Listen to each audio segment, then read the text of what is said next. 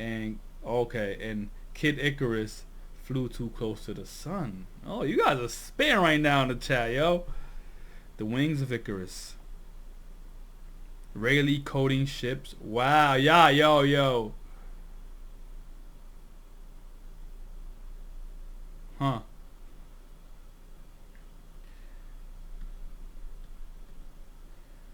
Navy HQ New World. The world's gonna sink. Into the ocean? Does he realize what he's saying, Dr. Vegapunk? Look at Kaino, he's like, huh?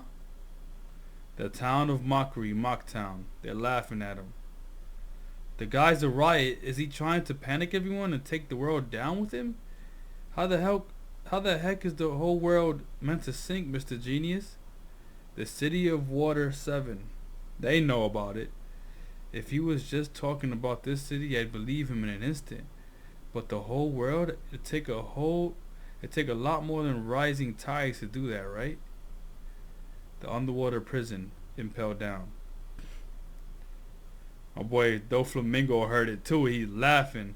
This just gets better and better. Isn't it your job to take care of the inmates, Magellan? What are you gonna do if the prison gets completely flooded? Well, I haven't seen Magellan in a minute. You have a point. The sudden sea level rise earlier caused havoc with some cells. And that was only 1 meter. How many meters would it take to cover the whole world? Most urban areas would be screwed if water levels rose just another 5 meters. Maybe we should all evacuate. We could always go somewhere higher up.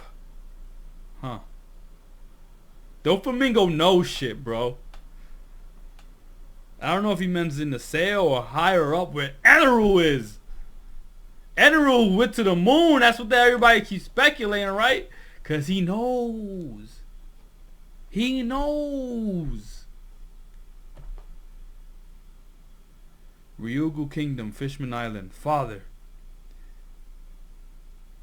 Is that really going to happen? It sounds so outlandish, Jamon. Egghead, the island of the future. This is crazy talk, but the world's most acclaimed scientist is saying it. Yeah, it doesn't matter if it's true. It'll cause mass panic and chaos. And the moon controls the tides. Oh my God, y'all spitting.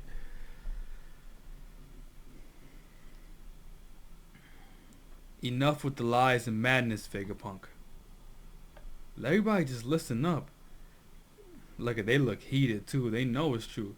Quickly eradicate the broadcast now. No, snuff out every living thing you can sense. We can deal with the ramifications later.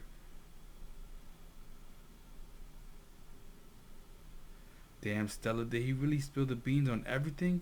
Please humor me for a moment as I make a prediction.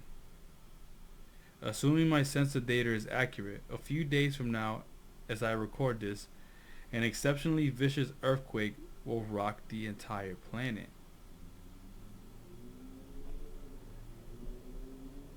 Huh. Is he talking about Lelouch? Don't tell me he's talking about today's earthquake. Didn't he die after this recording? Following this calamity, sea levels the world over will rise by 1 meter. A number of islands will become uninhabitable. No way, he actually saw it coming. And naturally, many beaches will also be completely submerged. So he knew that was going to happen. If this doesn't come to pass, feel free to disregard the rest of this message. This is freaky. How was he able to call it? Assuming, however, these events have transpired, then please pay heed to what I have to say. The earthquake I just predicted cannot, strictly speaking, be considered a natural phenomenon. Vegapunk, not another world, so the girls say are going ape shit, trying to stop this. Yo, but shout out to the straw hats. They're holding their own against them though, yo. That's so impressive. Get out of here. I've always naively yearned for peace and prosperity.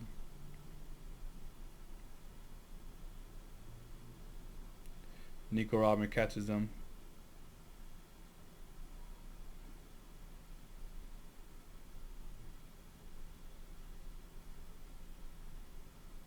Be gone.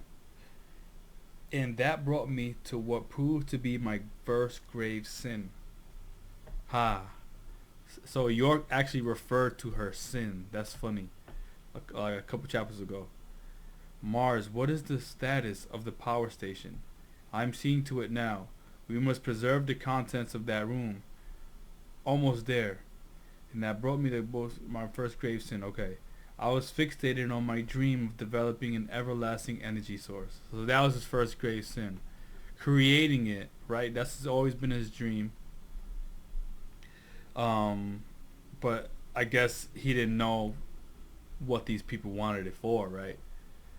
Hell bent on driving the world to a bigger and brighter future. The mother flame. But I flew too close to the sun. Wow. We have to eradicate all life forms, but we must be relentless. Not yet. He said, we need this shit right here, bro. I shouldn't get ahead of myself, though. It's no use. So this go back to the Titan. Yo, this chapter is crazy, by the way, yo. It's no use. Nothing's working. In order to understand, what is it? We didn't even phase it. Where the world is heading. We'll be burned to its crypts if we don't hurry.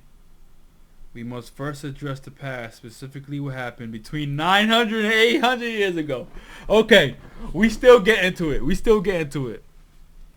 A century-long period that most think of as a blank part of history. Those miserable Marines, what are they doing here? Hurry and shut this cretin's mouth. So the celestial dragons are like, yo, tell him to shut up. Fittingly, it is known as the Void Century, since all information about it has either been erased or lost. And that is true for the most part. But there is one last key to unlocking some scraps and echoes from back then. Death is too good for him. Bring back his body, it'll tear him from limb to limb. The Void Century. What is he talking about? So celestial dragons are even in the dark about what the hell he's talking about. Which is crazy, right? Because they're the ones that kind of run the world.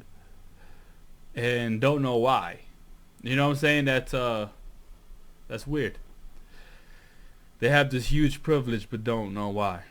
The poneglyphs, those lonely stones dwelling in various quiet and calm lands all over the globe. The text inscribed on them, once decoded, is our one and only method. My boy Saul is like, yep. Of glimpsing this unknown past.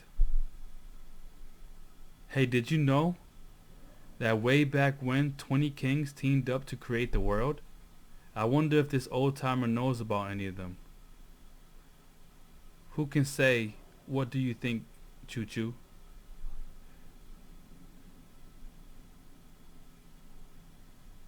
Despite this, any attempts to decipher the poneglyphs? Hold on, let me go back to what he last said. Despite this, any attempts to decipher the poneglyphs is considered taboo by the world government, and so I felt compelled to commit my second grave sin. I betrayed the government and studied this forbidden era myself. I was fortunate enough to inherit several documents from a certain group of exceptional archaeologists, and that allowed me to decipher a number of poneglyphs. Zoro-san! Jinbei-san! I pursued this research as far as possible, and I have no regrets. History is a story, after all. The ground's moving! Look! The clouds are stretching! This must be what Edison was talking about. That's right, with the edge of the clouds further out, we'll be able to leap right into the ocean. Y'all straw hats had better make it. Don't you dare get caught by the government. Shout out to my boy Edison. And in truth, what was the last thing he said? History is a story after all, okay? And in truth, I only know a small fragment of this 100-year-long tale. It wouldn't be right to leave you with baseless speculation, so I'll limit myself to the facts as I know them. Enough, Straw Hat. It's pointless. The star of the story was born 900 years ago in the bountiful and advanced kingdom. And of course, it's Joyboy, right? Or Nika. This next move is gonna work. So he's over here just fighting a Gorosei off. And just like the legendary sun god Nika from the fables of Elbaf, he too fought with a stretchy, inelastic body. They called him Joyboy. Stop it, you're cracking us up. He was the first man to take to the seas, the first one to be called a pirate. The original pirate, okay.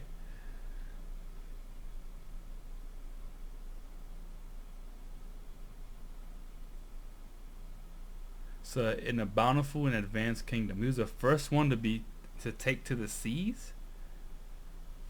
Huh. That makes me feel like he was also the first one to kind of like connect with other parts of the world if he was the first one to take to the seas. You know what I'm saying? Like,